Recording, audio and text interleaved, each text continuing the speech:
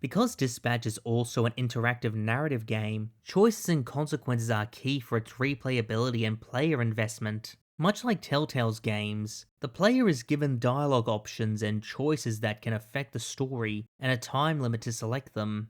But unlike Telltale's games, silence isn't always a valid option. When the timer runs out, the game will select a dialogue option for you instead of having the player character say nothing. So you're encouraged to make a choice in the given time. But do these choices actually have consequences? Yes and no. Certain dialogue choices do affect Robert's relationship with the side characters and can lead to diverging dialogue. It's always the superhero. It's hard to live up to.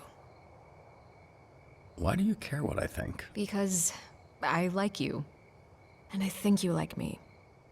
I just wanted to hear you say it. It's hard to live up to.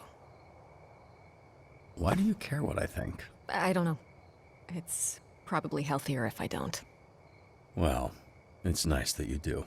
There are also short and long term consequences for how you interact with the Z team when it comes to how they respond during the following dispatch shift, whether that be ignoring a call or leaving the shift entirely. And choices in episodes 3 and 4 will affect the team's roster and cause one of them to come back as a villain for the final battle.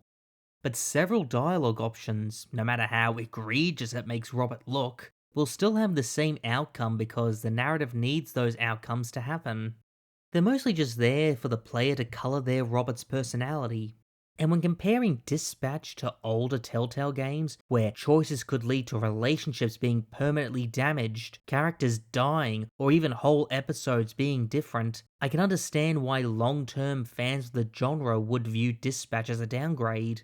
However, I would be foolish to say that the choices don't matter at all. Though at first glance, several dialogue options and binary choices appear to be throwaway lines and only have short-term consequences, the culmination of those choices affects Invisigal's ending, whether you set a good example as a mentor and she becomes a hero, or give up on her and she returns to villainy. In fact, Invisigal's ending is dependent on every aspect of gameplay throughout Dispatch.